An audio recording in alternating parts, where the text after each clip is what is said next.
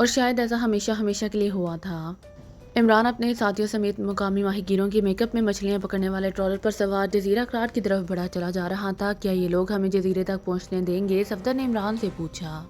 دیکھو اب کیا سچویشن بنتی ہے، بہرحال سب پوری طرح ہوشیار رہیں، یہ بھی ہو سکتا ہے کہ ہمیں کسی میزائل سے ہٹ کر دیا جائے، ایسی صورت میں بہرحال ہمیں تیر کر جزیرے تک پہنچنا پڑے گا، اور یہ بھی ہو سکتا ہے کہ کوئی ایسی صورت نکل آئے کہ ہم جزیرے تک اسی حالت میں پہنچ جائیں۔ عمران نے جواب دیا، تم جزیرے کے انچارج سے رابطہ کیوں نہیں کرتے، اسے کہو کہ ہم بٹک گئے ہیں، وہ زیادہ سے زیادہ ہماری تلاشی لیں گے، بہرحال اس طرح ہم جزیرے تک تو پہنچ ہی جائیں گے۔ جولیا نے کہا، ابھی جزیرہ کافی دور ہے، میں چاہتا ہوں کہ وہ خود ہم سے رابطہ کریں، عمران نے کہا، اور ابھی اس کا فکرہ ختم ہی ہوا تھا کہ یکلہر ٹرالر میں نرس ریڈیو سے سیٹی کی آواز سنائی دینے لگی تو عمران نے ہاتھ بڑھا کر اس کا بٹن آن کر دیا۔ ہیلو ہیلو، میں جزیرہ کراٹ سے بول رہا ہوں، ایک آواز سنائی دی، اور پھر عمران نے ٹرالر کے کپتان روجو کی نام استعمال کرتے ہوئے اس سے بات چیت شروع کر دی۔ وہ بات چیت اس لہجے اور انداز میں کر رہا تھا کہ سننے والا اسے واقعی ایک کم پڑھا لکھا ماہی گیر سمجھے، اور پھر برانک سے براہ راست بات چیت کی اور پھر انہیں جزیرے تک آنے کی اجازت دے دی گئی، اور اس کے ساتھ ہی ریڈیو خاموش ہو گیا تو عمران نے ایک طویل سانس لیتے ہوئے اسے آف کر دیا۔ اب زیادہ ہوشیار رہنے کی ضرورت ہے، ہو سکتا ہے کہ یہ لوگ ہمارے وہاں پہنچتے ہی فائر کھول دیں، لیکن تم لوگوں نے اس وقت تک کارروائی نہیں کرنی جب تک میں کارروائی کا آغاز نہ کروں، عمران نے کہا۔ کارروائی ہم نے کیا کرنی ہے؟ تم نے تو پسٹل تک ٹرالر میں نہیں رکھا اور نہ ہی ہمارے پاس کوئی اسلحہ ہے، تنویر نے منہ بناتے ہوئے کہا۔ وہ کیا شعر ہے کہ بے تیغ بھی لڑتا ہے سپاہی، بس تم بھی اپنے آپ کو ایسا ہی سپاہی سمجھو، ورنہ اسلحہ تو ایک لمحے میں چیک ہو جائے گا اور پھر ہماری موت یقینی ہے، عمران نے مسکراتے ہوئے کہا۔ کمانڈوز کارروائی کے لیے اسلحہ کی موجودگی ضروری نہیں ہوتی تنویر، ضرورت پڑی تو اسلحہ ان سے بھی چھینا جا سکتا ہے، صفدر نے جواب دیا تو تنویر نے اس بات میں سر ہلا دیا۔ لیکن وہاں جانے کا ہمارا مقصد یہی ہے کہ ہم برانک کو کور کریں تاکہ اس کی مدد سے کیپٹن شکیل کی مدد کی جا سکے، لیکن یہ کس طرح ہو سکتا ہے کہ برانک سامنے ہی نہ آئے، جولیا نے کہا۔ تم فکر نہ کرو، تمہارے چیف جیسا نہیں ہے کہ کسی طرح بھی سامنے آنے پر تیار نہیں ہوتا، عمران نے مسکراتے ہوئے کہا تو جولیا نے ہونٹ بھینچ لیے۔ اب تم برانک جیسے گھٹیا آدمی کو چیف سے ملا رہے ہو، کچھ تو سوچ کر بولا کرو، جولیا نے غصیلے لہجے میں کہا۔ کمال ہے، وہاں پاکیشیا میں تو یورپ کے رہنے والے کو اعلیٰ اور ایشیائی کو ادنا سمجھا جاتا ہے، گھٹیا سمجھا جاتا ہے، جیسے تم اعلیٰ ہو اور تنویر گھٹیا، یہاں تم الٹی بات کر رہی ہو، عمران نے کہا تو صفدر بے اختیار ہنس پڑا۔ میں کیوں ہونے لگا گھٹیا؟ تم اپنی مثال نہیں دے سکتے، تنویر نے گراتے ہوئے کہا۔ بس یہ بحث بند کرو، توبہ ہے، ایک بات منہ سے نکالو تو تم نہ جانے اسے کہاں سے کہاں لے جاتے ہو، جولیا نے کہا۔ اب بولو، اب تو جولیا نے میری بات کی تائید کر دی ہے، عمران نے تنویر سے مخاطب ہو کر کہا۔ میں نے کب تمہاری بات کی تائید کی ہے؟ جولیا نے آنکھیں پھاڑتے ہوئے کہا۔ تم نے بحث بند کرنے کو کہا ہے، اس کا تو یہی مطلب ہوتا ہے کہ میری بات کی تائید کرتی ہو، ورنہ ظاہر ہے تم مزید بحث کرنے کا کہتی، عمران نے مسکراتے ہوئے کہا۔ ارے ہاں، تم پہلے یہ بتاؤ کہ تم نے ریڈیو کال میں مجھے اپنی بیوی کیوں کہا ہے؟ کیا میں تمہاری بیوی ہوں؟ یکلہت جولیا نے آنکھیں نکالتے ہوئے کہا تو عمران بے اختیار ہنس پڑا۔ چلو اگر تم ناراض ہوتی ہو تو میں اب دوسرے انداز میں تمہارا تعارف کرا دوں گا، عمران نے کہا۔ وہ کیا؟ جولیا نے ہونٹ بھینچتے ہوئے پوچھا۔ میں کہوں گا کہ میں خاتون کا شوہر ہوں، عمران نے کہا۔ کیا تم جولیا کو اپنی بہن نہیں کہہ سکتے؟ بیوی کہنا ضروری تھا کیا؟ یکلہت تنویر نے کہا تو صفدر بے اختیار ہنس پڑا۔ اب میں کیا کہوں؟ اگر تم اپنی بہن کو برانک کی بیوی بنانے پر تلے ہوئے ہو تو اب میں کیا کہوں، عمران نے کہا۔ کیا مطلب یہ تم کیا کہہ رہے ہو؟ تنویر نے حیران ہو کر کہا۔ اب مزید میں کیا تفصیل بتاؤں؟ تم برانک کے لیے آسانی پیدا کرنا چاہتے ہو جبکہ میں ایسا نہیں چاہتا، عمران نے کہا تو تنویر بے اختیار چونک پڑا۔ او آئی ایم سوری، واقعی تم نے درست سوچا ہے، تنویر نے کہا تو عمران بے اختیار ہنس پڑا۔ یعنی اب تمہیں کوئی اعتراض نہیں ہے؟ گڈ، عمران نے کہا۔ تم یہ ٹاپک بند نہیں کر سکتے، جولیا نے کاٹ کھانے والے لہجے میں کہا۔ تم نے خود ہی اسے شروع کیا تھا، اب تو مرد کی مرضی ہے کہ قابو سے بند کرے، عورت کو تو اسے بند کرانے کے لیے قاضی کی عدالت میں جانا پڑتا ہے، عمران بلا کب آسانی سے باز آنے والا تھا۔ عمران صاحب، تنویر نے اپنی عادت کے مطابق اپنی غلطی کھلے دل سے مان لی ہے، اسی لیے اب آپ اس بات کو ختم کریں اور یہ بتائیں کہ آپ کے ذہن میں جزیرے پر پہنچنے کے بعد کارروائی کرنے کا کیا نقشہ ہے، صفدر نے اس بار انتہائی سنجیدہ لہجے میں کہا۔ نقشہ تو وہاں جا کر بنے گا، فی الحال تو میرے ذہن میں صرف اتنا ٹارگٹ ہے کہ ہم نے برانک کو زندہ پکڑنا ہے اور بس، عمران نے جواب دیا۔ جزیرہ اب قریب آ رہا ہے، اسی لیے بہتر یہی ہے کہ آپ ہمیں تفصیل بتائیں، صفدر نے کہا۔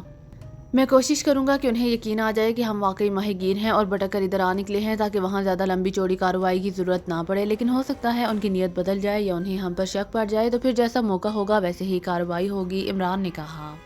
آپ نے ویسے شک والی کوئی بات تو نہیں کی؟ ٹرالر میں مچھلیاں بھی موجود ہیں، جال بھی اور فیول ٹینک بھی لیک کر دیا ہے اور کمپاس بھی خراب کر دیا ہے، اس کے علاوہ آپ نے اس سے جس انداز اور لہجے میں بات کی ہے اور جس قسم کے الفاظ استعمال کیے ہیں اس کے بعد شک والی کوئی بات تو نہیں رہتی، صفدر نے مسکراتے ہوئے کہا۔ وہ ہمارا میک اپ بہرحال چیک کریں گے، تنویر نے کہا۔ اس کی فکر نہ کرو، یہ پوائنٹ بہرحال میرے ذہن میں تھا، یہ میک اپ سادہ پانی سے تو واش ہو سکتا ہے، اس کے علاوہ اور کسی چیز سے نہیں ہو سکتا، عمران نے کہا، اور سب نے اس بات میں سر ہلا دیے۔ اب جزیرہ کافی قریب آ چکا تھا۔ جزیرے پر اونچی چیک پوسٹیں بنی ہوئی تھیں اور ساحل پر انہیں 10 کے قریب مشین گنوں سے مسلح آدمی بھی نظر آ رہے تھے۔ ایک آدمی خالی ہاتھ تھا، وہ گھاٹ کے قریب تھا۔ چند لمحوں بعد انہوں نے ٹرالر ساحل سے لگایا اور پھر اسے ہوک کر کے وہ سب جزیرے پر پہنچ گئے۔ میرا نام لارسن ہے اور میں کراٹ کا انچارج ہوں، اس خالی ہاتھ آدمی نے کہا۔ میرا نام روجو ہے اور میں ٹرالر کا کپتان ہوں، لیکن ریڈیو پر تو انچارج کی آواز اور تھی، کیا تمہاری آواز ریڈیو پر بدل جاتی ہے؟ عمران نے حیرت بھرے لہجے میں کہا۔ نہیں، وہ چیف باس سے برانک آؤ، لارسن نے کہا اور پھر انہیں لے کر عمارت کی طرف بڑھ گیا۔ وہ ایک راہداری سے گزر کر ایک بند دروازے کے سامنے پہنچ گئے۔ اندر جا کر بیٹھ جاؤ، ابھی چیف باس تم سے ملنے آ رہے ہیں، لارسن نے کہا۔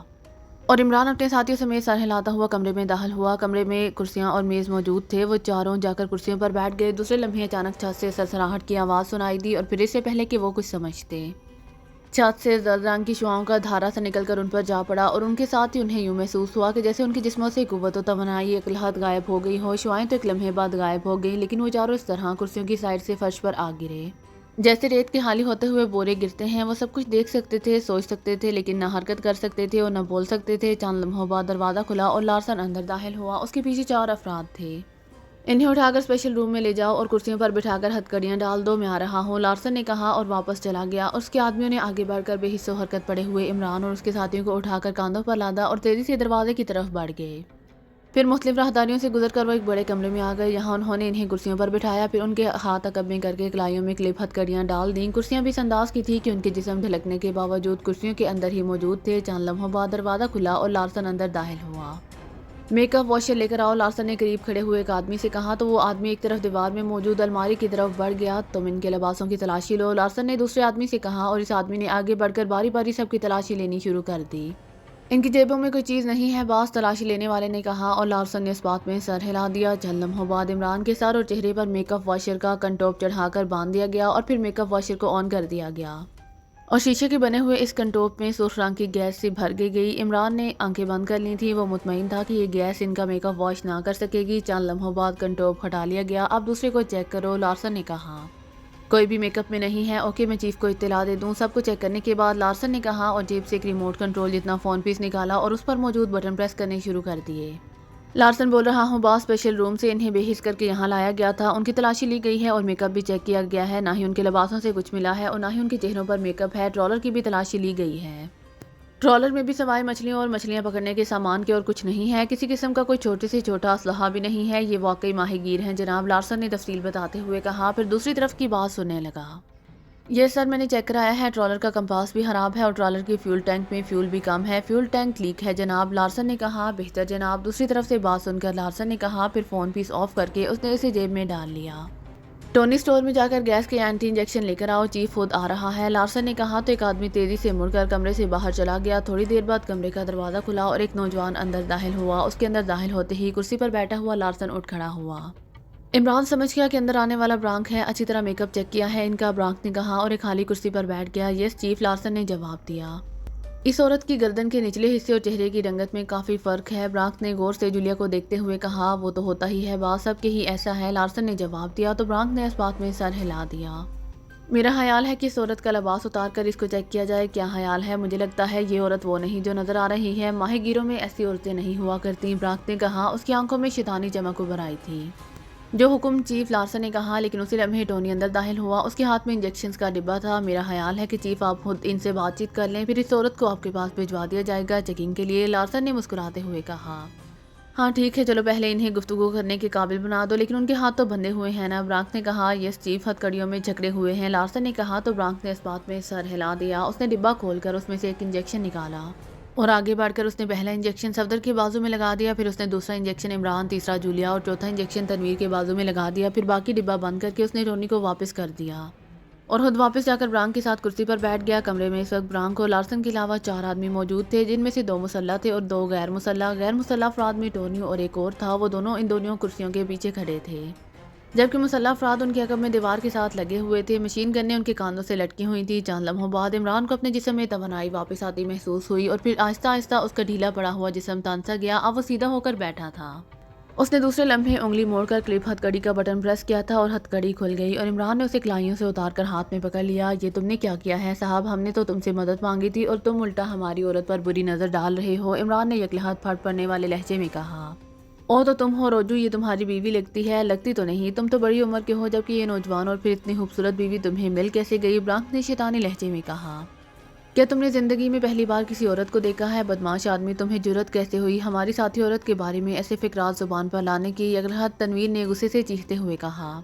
لارسن، ان سب کو سوائے اس عورت کے گولیوں سے اڑا دو، برانک نے ایک جھٹکے سے کھڑے ہوتے ہوئے کہا، اور اس کے اٹھتے ہی لارسن بھی اٹھ کھڑا ہوا، لیکن دوسرے لمحے لارسن کے حلق سے چیخ نکلی اور وہ اچھل کر اس طرح نیچے گرا کہ ساتھ ہی چناکے کی آواز سنائی دی، اور وہ سب چونک کر اس کی طرف متوجہ ہوئے ہی تھے کہ صفدر، تنویر اور عمران کے ساتھ ساتھ جولیا بھی اچھل کر ان کی طرف دوڑ پڑے، اور پھر اس سے پہلے کہ وہ کچھ سمجھتے، لارسن، ٹونی اور باقی تینوں افراد چیختے ہوئے اچھل کر فرش پر جا گرے۔ جبکہ برانک پہلے ہی عمران کی کھلی ہوئی کلپ ہتھ کڑی کی زوردار ضرب کن پٹی پر کھا کر نیچے گرا تھا تو پھر اٹھ نہ سکا۔ ان کی گردنیں توڑ دو، عمران نے کہا، اور چند لمحوں بعد کمرے میں سوائے برانک کے لارسن سمیت باقی سب کی لاشیں پڑی ہوئی تھیں۔ اسے اٹھا کر کرسی پر ڈالو اور ان کے ہاتھوں میں کلپ ہتھ کڑی ڈال دو، عمران نے کہا، اور صفدر نے آگے بڑھ کر ان کی ہدایات پر عمل شروع کر دیا، جبکہ عمران نے مڑ کر کمرے کا دروازہ بند کر کے اسے اندر سے لاک کر دیا۔ پھر عمران نے جھک کر لارسن کی جیب سے وہی ریموٹ کنٹرول جتنا فون پیس نکالا اور اس پر موجود بٹن پریس کرنے شروع کر دیے۔ اس نے وہی نمبر پریس کیے تھے جو اس سے پہلے لارسن نے پریس کر کے برانک سے بات کی تھی۔ اس وقت عمران غور سے نمبروں کو دیکھتا رہا تھا۔ یہ سر ایک مودبانہ سی مردانہ آواز سنائی دی۔ برانک بول رہا ہوں، اپنے جزیرے پر موجود تمام افراد کو ایمرجنسی کال دے دو اور انہیں کہہ دو کہ وہ ساحل پر اس جگہ اکٹھے ہو جائیں جہاں ماہی گیروں کا ٹرالر موجود ہے۔ میں لارسن سمیت وہاں پہنچ رہا ہوں، عمران نے برانک کے لہجے میں بات کرتے ہوئے کہا۔ یس چیف، دوسری طرف سے کہا گیا، اور عمران نے فون آف کر کے اسے جیب میں ڈال دیا۔ اب اسے بے ہوش رہنے دو، جولیا تم یہاں ٹھہرو گی اور اس کا خیال رکھو گی، باقی تم دونوں میرے ساتھ آؤ اور یہ دونوں مشین گنیں اٹھا لو، عمران نے صفدر اور تنویر سے کہا، اور وہ خود دروازے کی طرف بڑھ گیا، چونکہ اسے معلوم تھا کہ باہر سے انہیں اس کمرے میں جہاں انہیں بے حس و حرکت کیا گیا تھا اور وہاں سے یہاں تک وہ کن راہداریوں سے گزر کر آئے تھے، اسی لیے عمران کو یقین تھا کہ وہ اس جگہ پہنچ جائے گا جہاں ٹرالر موجود تھا۔ اسی لیے اس نے ان سب کو وہاں اکٹھے ہونے کے لیے کہا تھا، کیونکہ اس کے علاوہ انہیں عمارت یا جزیرے کے بارے میں کچھ علم نہیں تھا۔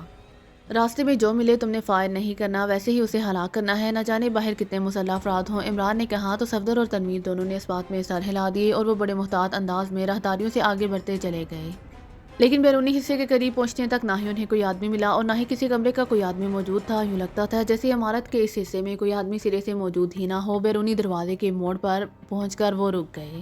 عمران نے سر آگے کر کے جھانک کر دیکھا تو وہاں ساحل پر اسے 20-25 مسلح افراد کھڑے نظر آئے۔ وہ سب آپس میں باتوں میں مصروف تھے۔ رک جاؤ، شاید کچھ اور لوگ ابھی آ رہے ہوں، عمران نے کہا، اور صفدر اور تنویر نے اس بات میں سر ہلا دیے۔ اپنی مشین گنیں عقب میں کر لو جب تک یہ ٹارگٹ پر نہ آ جائیں۔ تم نے گنیں سامنے نہیں کرنی بلکہ مجھے اس طرح کور کرو گے جیسے مجھے بھی ان کے ساتھ پہنچنے کا حکم دیا گیا ہے، اور پھر جیسے ہی یہ سارے زد میں آئیں بغیر کسی جھجک کے فائر کھول دینا۔ عمران نے 4-5 منٹ کے بعد آہستہ سے انہیں سمجھایا اور پھر وہ آگے بڑھنے لگا۔ اس کے پیچھے صفدر اور تنویر چل رہے تھے۔ ان کا انداز ایسے تھا جیسے بھی وہ باہر کھڑے افراد میں شامل ہونے کے لیے آ رہے ہوں۔ ارے یہ ماہی گیر بھی آ رہے ہیں، کیا ہوا انہیں؟ ایک اور آواز سنائی دی اور وہ سب ان کی طرف متوجہ ہو گئے۔ ان کے ساتھ وہ عورت نہیں ہے، وہ چیف کے پاس ہوگی، ایک دوسری آواز سنائی دی اور وہ سب بے اختیار کھلکھلا کر ہنس پڑے۔ ہماری عورت واقعی چیف کے پاس ہے، عمران نے آگے بڑھتے ہوئے اونچی آواز میں کہا۔ ایسا تو ہونا تھا، اس عورت کی وجہ سے تو تم ابھی تک زندہ ہو، ایک آدمی نے کہا، لیکن تمہاری زندگی کی ضمانت کون دے گا؟ عمران نے کہا۔ کیا مطلب؟ ان میں سے ایک نے چونک کر کہا۔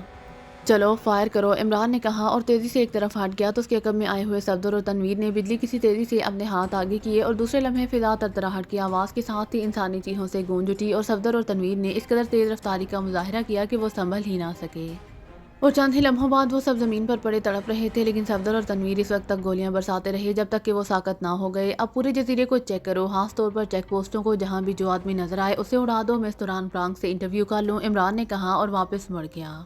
جبکہ صفدر اور تنویر تیزی سے آگے بڑھتے چلے گئے، لیکن عمران جیسے ہی راہداری کے موڑ تک پہنچا اسے فائرنگ کی آوازوں کے ساتھ ہی صفدر اور تنویر دونوں کی چیخیں سنائی دیں تو اس کا ذہن جیسے بھگ سے اڑ گیا۔ دونوں کی چیخیں بتا رہی تھیں کہ وہ ہٹ ہو گئے ہیں۔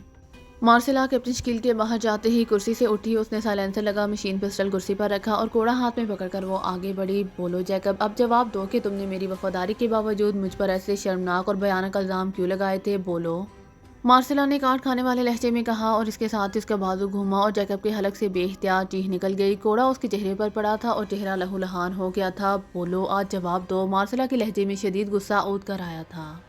سنو، رک جاؤ، مجھے مت مارو، میں نے یہ الزام خود نہیں لگائے تھے، مجھے چیف باس نے مجبور کیا تھا، وہ چاہتا تھا کہ میں تمہیں آزاد کر کے اس کے حوالے کر دوں، لیکن میں نے انکار کیا تو اس نے کہا کہ پھر تم مجھ پر الزام لگا کر جزیرے سے نکال دو ورنہ وہ مجھے ہلاک کر دے گا، جس پر مجبوراً مجھے ایسا کرنا پڑا۔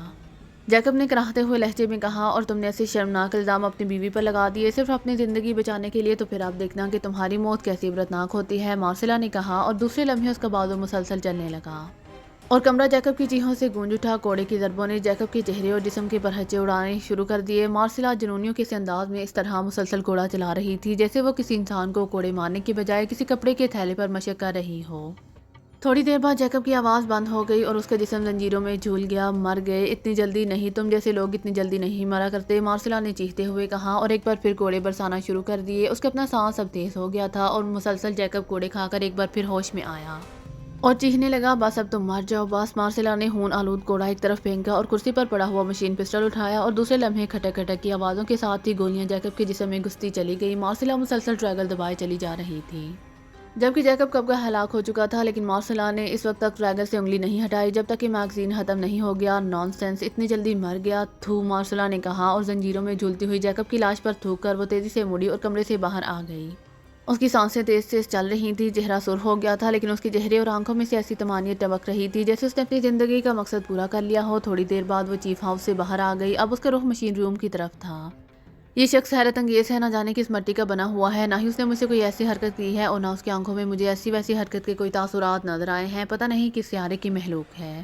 ایک خیال کے تحت مارسلا نے بڑبڑاتے ہوئے کہا۔ اچانک اسے اس بات کا خیال آ گیا تھا کہ اس کے شوہر نے، جس کی وہ وفادار رہی تھی، محض اپنی جان بچانے کے لیے اس پر اس قدر شرمناک اور خوفناک الزامات لگائے تھے کہ مگر بھی عورت ہونے کے باوجود اس کی روح تک زخمی ہو گئی تھی، اور کہاں یہ اشیاء کہ اتنی دیر اکٹھے رہنے کے باوجود اس نے کبھی اسے غلط نگاہ سے دیکھا تک نہیں۔ واقعی یہ کیپٹن شکیل کیسا آدمی ہے، مجھے تو لگتا ہے کہ یہ مجھے عورت ہی نہیں سمجھتا، مرد سمجھتا ہے، مارسلا نے بڑبڑاتے ہوئے کہا، پھر خود ہی اپنی بات پر ہنس پڑی۔ تھوڑی دیر بعد وہ مشین روم میں داخل ہوئی تو وہ چونک پڑی۔ ایک مشین چل رہی تھی اور یہ تو اسلحہ خانہ کھولنے کی مشین ہے، کہیں اسلحہ خانے میں جیکب کا کوئی آدمی موجود نہ ہو اور اسے اشیائی کو پتہ ہی نہ چلا ہو، مارسلا نے کہا، اور اس کے ساتھ ہی اس نے تیزی سے مشین کو آف کرنا شروع کر دیا۔ چونکہ وہ طویل عرصے تک یہاں رہی تھی، اسی لیے اسے یہاں کے بارے میں سب کچھ علم تھا۔ اب جو کوئی بھی ہوگا اندر ہی دم گھٹ کر مر جائے گا، مارسلا نے بڑبڑاتے ہوئے کہا، اور مشین روم سے باہر آ گئی۔ پھر اس نے کیپٹن شکیل کی تلاش میں جزیرے پر گھومنا شروع کر دیا۔ اس سے ایسی آوازیں بھی دیں لیکن کسی طرف سے کوئی جواب نہ آیا۔ یہ کہاں چلا گیا؟ کہیں واپس تو نہیں چلا گیا؟ کہیں کسی چیک پوسٹ پر نہ ہو؟ پورا جزیرہ گھومنے کے بعد مارسلا نے خود کلامی کے انداز میں کہا، پھر اس نے ہر چیک پوسٹ کے نیچے کھڑے ہو کر کیپٹن شکیل کو آوازیں دینی شروع کر دیں۔ کیونکہ زخمی ہونے کی وجہ سے وہ سیڑھیاں نہیں چڑھ سکتی تھی اور پھر سارے جزیرے کا راؤنڈ لگانے کی وجہ سے وہ تھک بھی گئی تھی۔ آخر یہ کہاں چلا گیا؟ مارسلا نے ایک درخت کے تنے سے پشت لگا کر زمین پر بیٹھتے ہوئے کہا، اور پھر وہ جیسے بے اختیار چونک پڑی۔ او کہیں کیپٹن شکیل ہی اس اسلحہ خانہ میں نہ گیا ہو۔ او یہ کیا ہو گیا؟ میں نے بغیر دیکھے والے مشین آف کر دی، مارسلا نے خود کلامی کے انداز میں کہا، اور اس خیال کے آتے ہی جیسے اس کے جسم میں توانائی کی ایک نئی لہر سی دوڑ گئی۔ وہ تیزی سے اٹھی اور زخمی ہونے کے باوجود وہ تیزی سے دوڑتی ہوئی دوبارہ مشین روم کی طرف بڑھتی چلی گئی۔ مشین روم میں پہنچتے ہی اس نے بجلی کی سی تیزی سے مشین کو آن کیا اور پھر آپریٹ کرنا شروع کر دیا۔ وہ جیکب کی بیوی کے طور پر اس جزیرے پر طویل عرصے تک رہی تھی اور اسے فطری طور پر سائنسی مشینری سے شغف بھی تھا، اسی لیے اس کی عادت تھی کہ وہ اکثر مشین روم میں آ کر ان مشینوں کو آپریٹ کرتی اور ان کے بارے میں معلومات حاصل کرتی رہتی تھی۔ چنانچہ مشین کو آپریٹ کرنا اس کے لیے کوئی مسئلہ نہیں تھا۔ جب مشین میں گونج کی آواز پیدا ہوئی تو وہ سمجھ گئی کہ اسلحہ اسٹور کا راستہ کھل گیا ہے۔ وہ تیزی سے مڑی اور ایک بار پھر دوڑتی ہوئی اسٹور روم کی طرف بڑھتی چلی گئی۔ زمین کا ایک ٹکڑا کسی صندوق کے ڈھکن کی طرح اوپر کو اٹھا ہوا تھا اور سیڑھیاں نیچے جا رہی تھی اور اندر لائٹ بھی چل رہی تھی۔ وہ تیزی سے سیڑھیوں سے نیچے گئی تو اس کی نظریں سیڑھیوں کے ساتھ ہی زمین پر بے حس و حرکت پڑے ہوئے کیپٹن شکیل پر پڑیں تو اس کا دل بے اختیار دھک سے رہ گیا، کیونکہ کیپٹن شکیل کی بظاہر حالت بے حد ہنستا نظر آ رہی تھی۔ وہ تیزی سے آگے بڑھی اور کیپٹن شکیل پر جھک گئی۔ پھر وہ یہ دیکھ کر بے حد خوش ہوئی کہ کیپٹن شکیل بہرحال زندہ تھا۔ کیپٹن شکیل کو اٹھا کر سیڑھیوں پر سے باہر لے جانا تو مارسلا کے لیے بہرحال ناممکن تھا، اسی لیے وہ ایک بار پھر دوڑتی ہوئی سیڑھیاں چڑھ کر اوپر آئی اور ایک بار پھر مشین روم کی طرف بڑھ گئی۔